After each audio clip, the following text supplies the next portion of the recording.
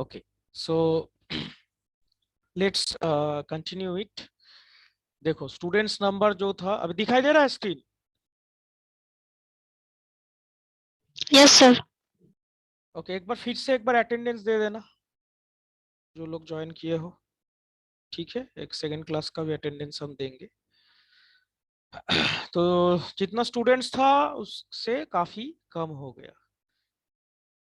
इसका meaning already हम बता चुके क्यों ऐसा होता है। मतलब ऑन कर दो क्लास या जो भी हो, फिर सिनारियो से आउट। इसको जो करना है, टीवी देखना है, खाना खाना है, सोना है। तो जब हम बोलते हैं ये बात कि नेक्स्ट कट करके ज्वाइन करो, तो वो बात डेफिनेटली, और वो मैसेज पहुंचता नहीं है। उसका भी उपाय लगाता है स्टूडेंट, ऐसा नहीं है, बोल के रखता है कि भाई नेक्स्ट अगर ऐसा कुछ सिचुएशन होगा देन हमको एक बार इन्फॉर्म करने के लिए। तो जो क्लास कर रहा है तो वो इन्फॉर्म कर देता है बाय व्हाट्सएप या फोन। लेकिन खुद तो वो कर लेता है, लेकिन फ्रेंड का वो हेल्प नहीं कर रहा है, अल्टीमेटली बहुत नुकसान कर रहा है। ऐसा होता है और ये स्टूडेंट लोग ही हमको शेयर करता है सर ऐसा ऐसा सिचुएशन है। ओके, सो जो भी है,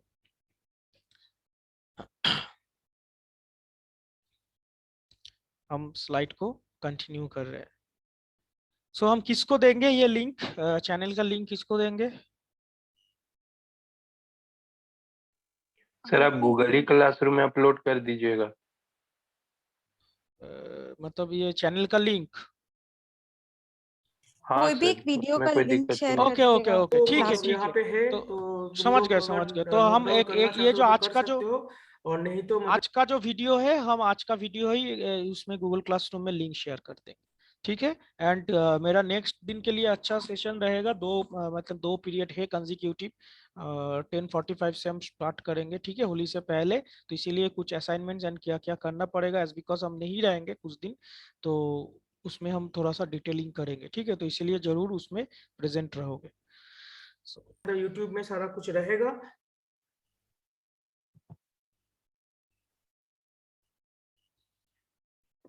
स्क्रीन विजिबल है तो देखोगे गूगल।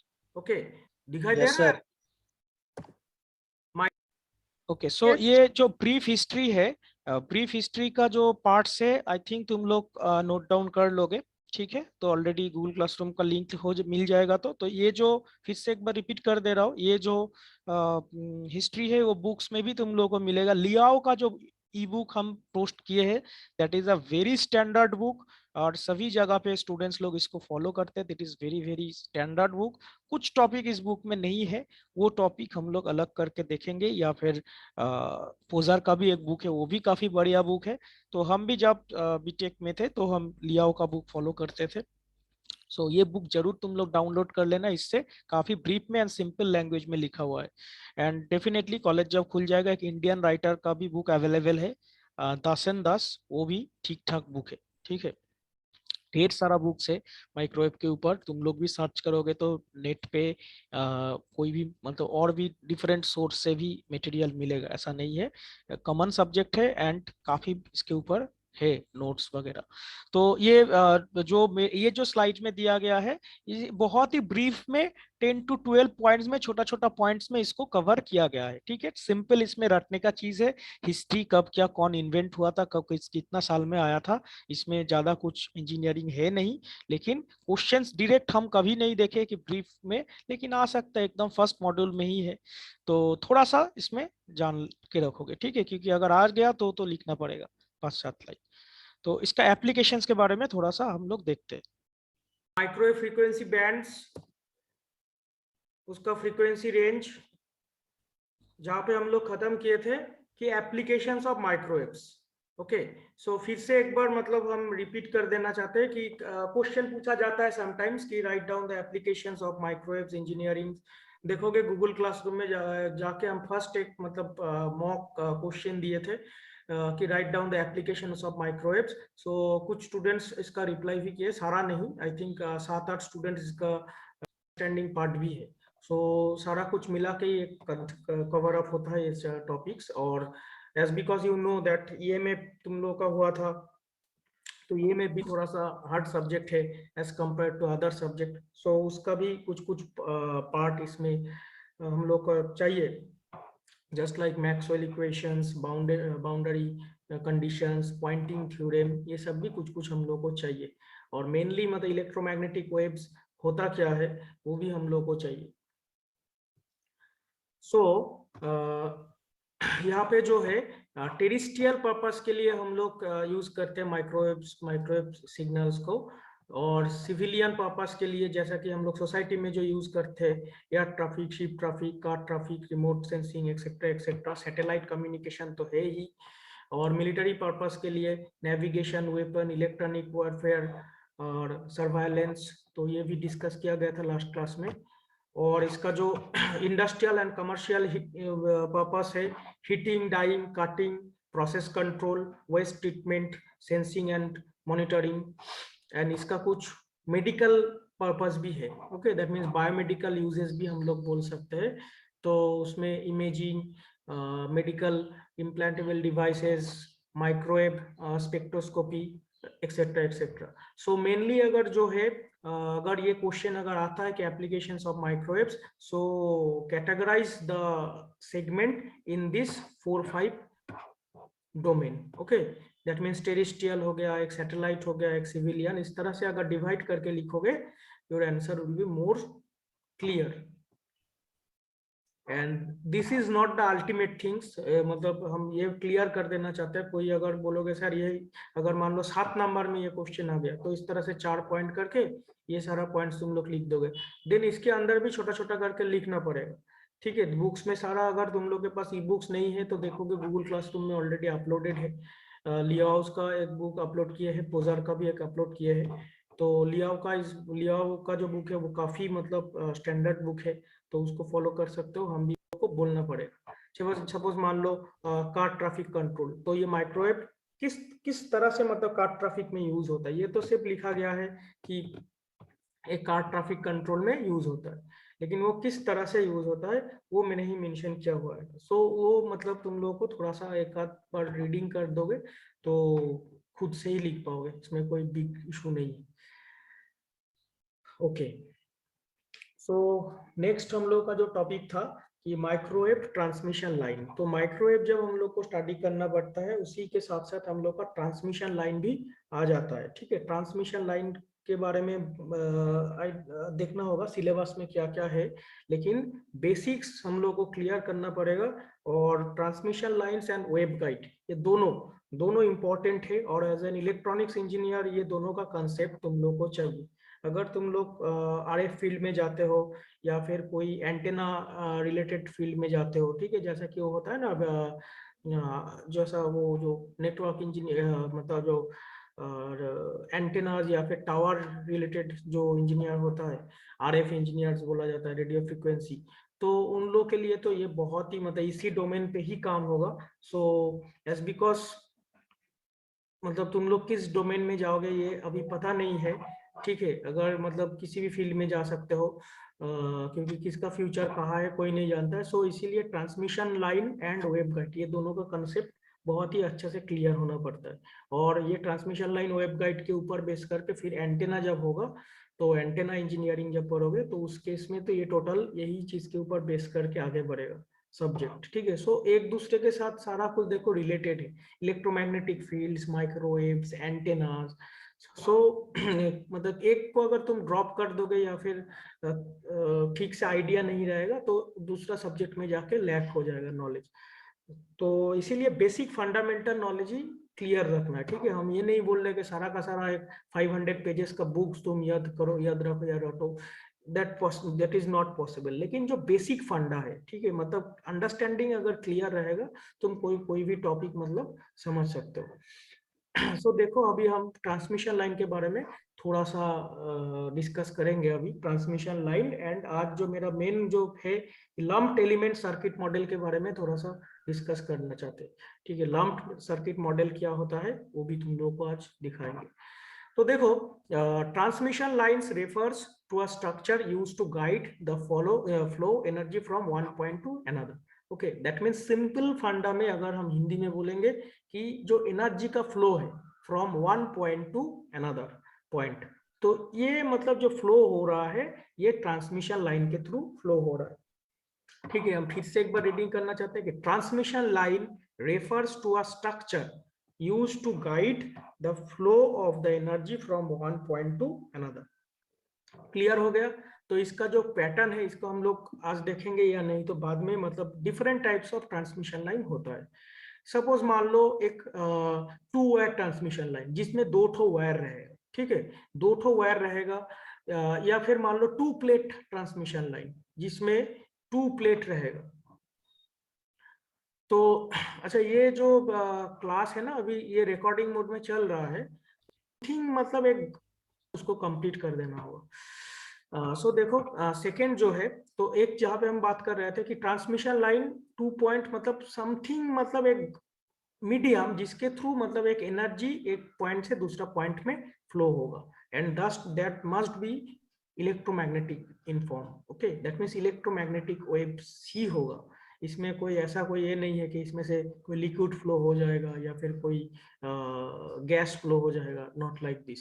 ट्रांसमिशन लाइन अगर है तो उसके थ्रू इलेक्ट्रोमैग्नेटिक वेव्स ही हम लोग पास करवाएंगे एक जगह से दूसरा जगह पे। तो क्लियर हुआ? तो इसका इमेज के थ्रू हम कोशिश करेंगे आज या नेक्स्ट क्लास में तुम लोग को कुछ मतलब ड्राइंग से समझाने का, मतलब हम पहले से बना के रखेंगे, क्योंकि मेरे पास अभी इस मोमेंट पे मतलब कुछ पैड, ट्रांसमिशन अगर लाइन है वो अगर यूनिफॉर्म है तो उसके अंदर करंट एंड वोल्टेज हर एक पॉइंट पे सेम रहेगा।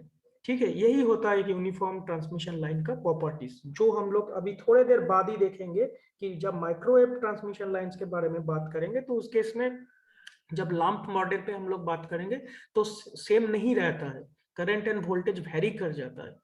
ठीक है, तो वही हो जाता है लंप डिस्ट्रीब्यूटेड मॉडल। लेकिन एज मतलब ओवरऑल अगर हम देखेंगे दैट मीन्स जो बेसिक डेफिनेशन है कि यूनिफॉर्म ट्रांसमिशन है, ये यूनिफॉर्म का मतलब ही तुम लोग समझ रहे हो, यूनिफॉर्म मतलब है सेम, हर एक जगह पे सेम रहेगा uniform.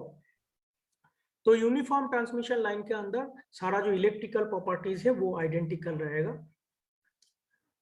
to the direction of wave propagation. Then next, the main features desired in transmission lines are single mode propagation over a broadband frequencies, and signal attenuation should be very small. Signal का attenuation जो है वो भी बहुत कम इसमें होगा. A wide variety of transmission line structures have been developed for the microwave band and frequencies. तो देखते हैं क्या क्या है। तो यहाँ पे दो प्लेनर ट्रांसमिशन लाइंस के बारे में बोला गया है। First one is coaxial and second one is the two wire. Okay, इसके ये छोड़ के और भी होता है, 2 प्लेट ट्रांसमिशन लाइन भी होता है। तो सिंपल फर्स्ट जो डायग्राम है इसमें देखो, इसमें जो ये बेसिकली एक कोएक्सियल केबल है। तुम लोग तो कोएक्सियल केबल जानते हो, है ना? सो कोएक्सियल केबल के थ्रू मतलब हम लोग का जो बहुत यूज होता है कमर्शियल लाइफ पे, डेली लाइफ पे, कोएक्सियल केबल के जो कनेक्ट होता है, केबल लाइन का जो टेलीविजन में जो आता है वो अभी तो कोएक्सियल ही है, बहुत सारा जगह में ऑप्टिकल फाइबर हो गया, लेकिन कोएक्सियल लाइन मतलब जो होता है उसका एक इनर कंडक्टर एंड एक आउटर कंडक्टर होता है। ठीक है, ये जो बेसिकली ब्लू दिख रहा है ब्लू, तो ये होता है इनर कंडक्टर, एंड ये जो येलो येलो दिख रहा है ये होता है आउटर कंडक्टर, एंड इसके दोनों के बीच में एक डाइलेक्ट्रिक मीडियम रहेगा। इस दोनों को डिविजन मतलब डिवाइड कर रहा है एक डाइलेक्ट्रिक कांस्टेंट। तो और सबसे ऊपर में एक जैकेट रहेगा। तो ये होता है एक कोएक्सियल का बेसिक फॉर्मेट, ये तुम लोगों को पता है। तो ऑप्टिकल फाइबर जब पढ़ाई होगा तो ऑलरेडी तुम लोग क्लास 11-12 लेवल पे भी इसको शायद आई थिंक पढ़ के आए हो कि numerical aperture, then core cladding, I think ये सब तुम लोग नाम सुने हो। सो वो सेम चीज है, वही कोएक्सियल केबल है। तो इसमें मतलब मेरा जो भी बोलने का मतलब है कि ये जो है ये बेसिकली एक ट्रांसमिशन लाइन है। ओके, और इसके छोड़ के ये जो है एक 2 वायर ट्रांसमिशन लाइन है। ठीक है, तो 2 वायर लाइन, ये X direction, Y direction, Z direction, इसको अगर ऐसे रखेंगे तो ये जो डिस्टेंस है दोनों के बीच में ये स्मॉल डी से डिनोट किया जा रहा है, और इसी को भी हम लोग 2 प्लेन ट्रांसमिशन लाइंस बोलेंगे, ठीक है। दैट मीन्स जो माइक्रोवेव ट्रांसमिशन लाइंस है वो designed the planar form, and this type of transmission lines are often capacitive with the microwave integrated circuits. So ये जो ट्रांसमिशन लाइंस का कुछ फॉर्मेशन दिया हुआ है, ये तो हो गया बेसिक स्ट्रक्चर, मतलब बेसिक मतलब कैसे दिखता है। ये जो है ये जो 2 वायर है, तुम लोग को माउस कर्सर दिख रहा है मेरा? अभी 2 वायर के सामने हम रखे इसको, माउस कर्सर विजिबल है जो हम मूव कर रहे हैं। मैच बॉक्स है, ये तो मैच बॉक्स तो तुम लोग देख जानते हो, है ना? तो वो उसमें जो ऊपर नीचे 2 प्लेट है, बीच में थोड़ा सा गैप या उसके बीच में कुछ डाइलेक्ट्रिक मीडियम या फिर एयर भी रह सकता है।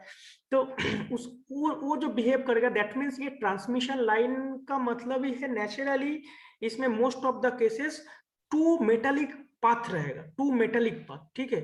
तो दोनों एक दूसरे का ऑपोजिट डायरेक्शन में, मतलब जो वेव फ्लो होता है तो एक दूसरे का ऑपोजिट में रहता है। तो ये जो 2 मेटालिक पाथ रहेगा, और it definitely it must be with formation of some metal. Okay, so transmission line का यही जो एक फंडा होता है कि दोनों एक पोलरिटी जिसमें मतलब प्लस माइनस जनरेट हो जाएगा, तो 2 मेटल इस नीड इसमें चाहिए, रिक्वायर्ड 2 मेटल्स आर रिक्वायर्ड, जो इसको वेव गाइड से डिफरेंशिएट कर देता है। वेव गाइड क्या है, तो वो भी जब हम माइक्रो ट्रांसमिशन लाइन का पिक्चर से तुम लोग को समझाएंगे, उसमें वेव गाइड भी तुम लोग को बोलेंगे। Basically wave guide is also medium जिसके थ्रू भी एनर्जी मतलब इलेक्ट्रोमैग्नेटिक वेव एक प्लेस से दूसरा प्लेस में जाता है। ओके, लेकिन there are some basic difference in between transmission microwave transmission lines and microwave wave guides.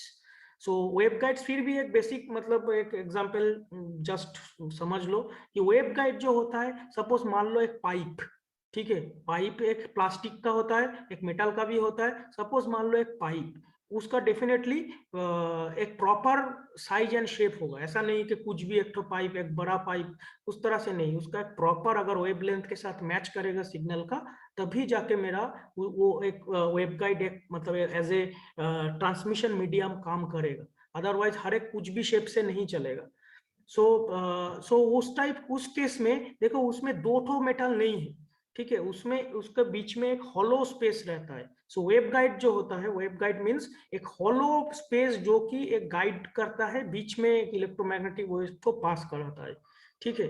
तो वो वेव गाइड का जो होता है मेन रीजन कि उसमें कुछ कट ऑफ फ्रीक्वेंसीज के बारे में मतलब ये transmission line and wave guide इस दोनों का मतलब कट ऑफ फ्रीक्वेंसी का कुछ मैटर है। ओके, सो ये हम लोग डायग्राम के थ्रू समझेंगे। सो मेन बात तो ये है कि ये समझ लो कि ट्रांसमिशन लाइन जो होता है उसमें 2 मेटालिक प्लेट चाहिए या फिर वायर चाहिए, मतलब 2 कंडक्टर चाहिए उसमें। एक इनर आउटर भी हो सकता है, एक अप डाउन हो सकता है किसी भी तरह से। लेकिन वेव गाइड के केस में इस तरह से कुछ नहीं है। वेव गाइड एक हॉलो स्पेस है, हॉलो स्पेस के बीच में से वो सिग्नल पास करेगा। आई थिंक कट हो जाएगा अभी, तो तुम लोग इसको अभी ज्वाइन करोगे 5-7 मिनट बाद। ओके, इसको सेव हो जाने देते हैं, कर लीजिए।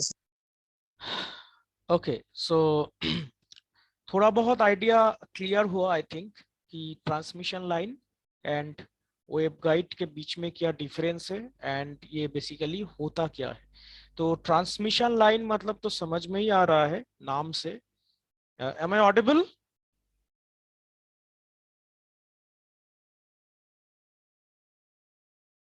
अरे बोलो कोई।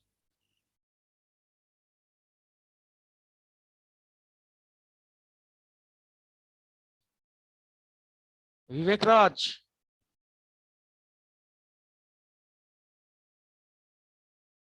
सबिता मुर्मू, अंकित कुमार सिंह। Yes sir. तो कैन यू एक्सप्लेन ये ट्रांसमिशन लाइन होता क्या है एक लाइन में?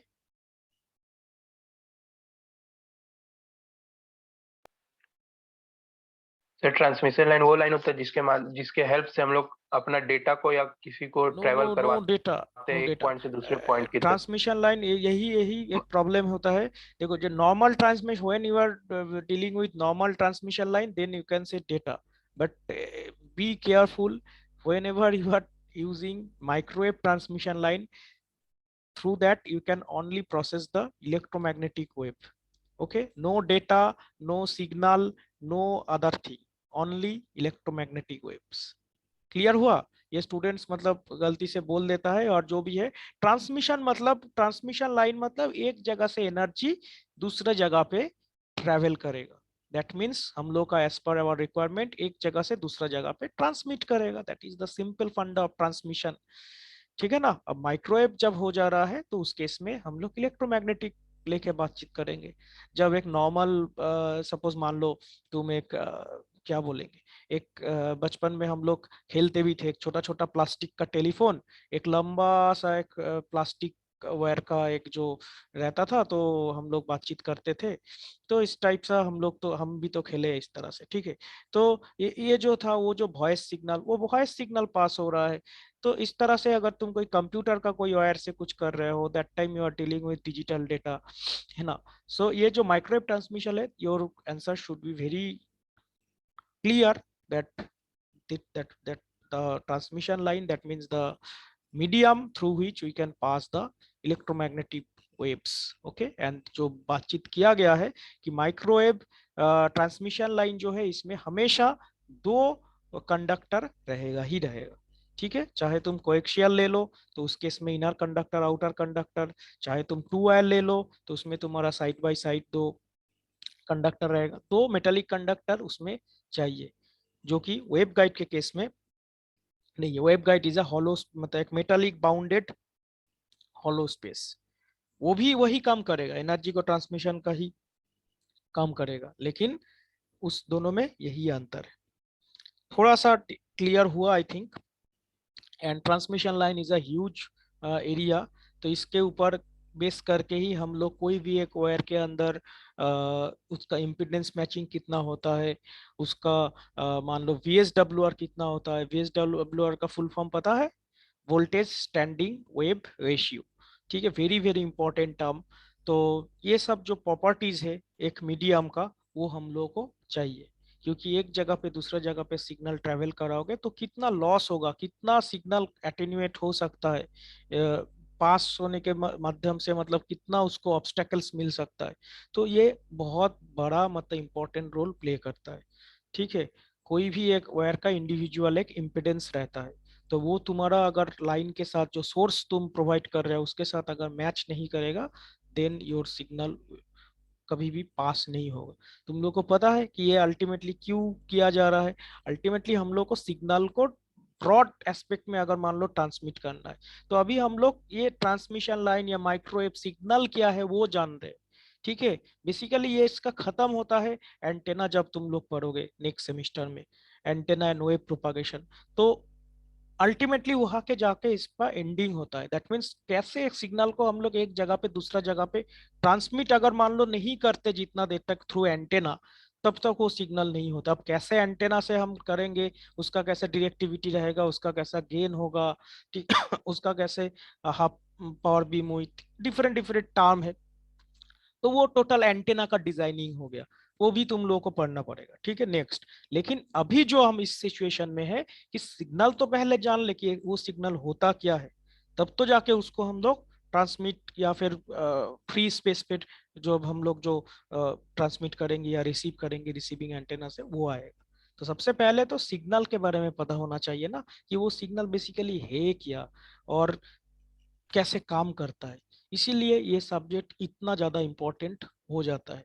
और पिछला क्लास में भी हम बोले थे, तुम लोग अगर सिलेबस देखोगे, स्ट्रक्चर देखोगे, तो ये सब्जेक्ट का क्रेडिट सबसे ज्यादा रखा गया है, 4 क्रेडिट रखा गया है, बाकी सब्जेक्ट का क्रेडिट जो है 3 है ना। तो कुछ ना कुछ तो मीनिंग है, मतलब इसका इम्पोर्टेंस और डिपार्टमेंट का मतलब जो एक डेप्थ होता है नॉलेज का, क्योंकि इसके ऊपर बेस करके बाकी बहुत सारा चीज रिलेटेड है। तो आई थिंक थोड़ा सा क्लियर हुआ। ठीक है आज के लिए। और हम डेफिनेटली गूगल लिंक अभी हम शेयर कर देते हैं यूट्यूब का, तुम लोग देखोगे लेक्चर नंबर 2। हाँ, उसमें बहुत सारा चैनल्स वगैरह है, you can access it, open है, इसमें कोई प्रॉब्लम नहीं है। मेरा भी जो सारा ये मटेरियल से नोट से, ताकि हम यूट्यूब में छोड़ते, ये इस क्लास को भी हम छोड़ेंगे, है ना, क्योंकि हम लोग को जो क्लास ले रहे हैं इसका तो कुछ प्रूफ रखना पड़ता है।